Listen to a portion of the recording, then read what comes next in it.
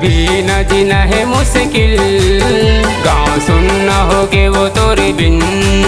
तोरे भी न जीना है मुश्किल, गाँव सुनना होगे वो तोरे बिन। ए कहाँ लुका गे वो दूज के मोरे चंदरानी, तोरी सुरता भूलाव नहीं वो बताना का करम।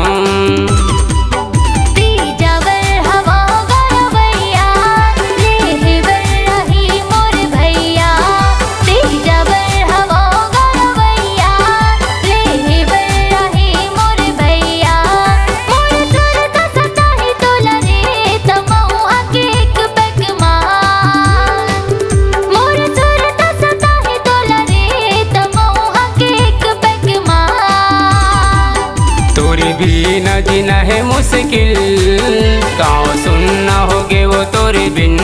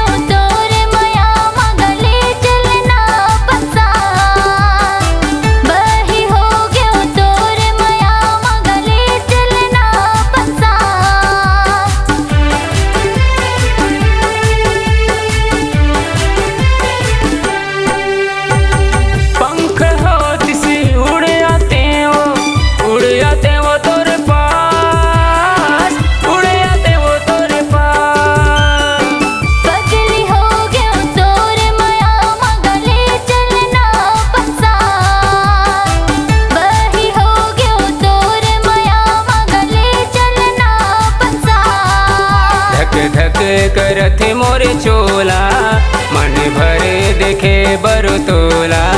धक धक करथे मोरे चोला, मन भरे देखे बरु तोला। तोरी सुरता भूलाव नहीं वो बताना का करम।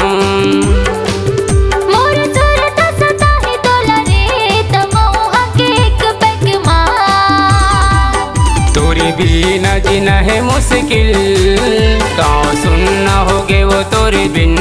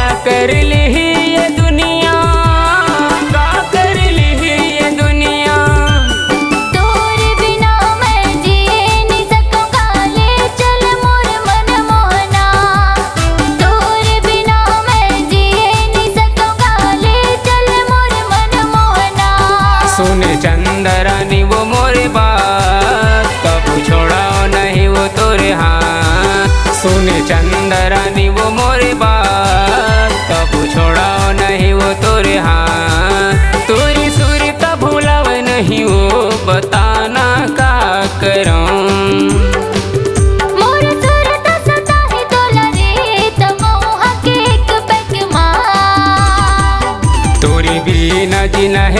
मुश्किल, गाँव सुनना होगे वो तोरे बिन। तीजा बर हवा होगा रवैया, लेहे बर रहे मोर भैया। तोरी सुर का भूलाव नहीं हो, बताना का करऊं।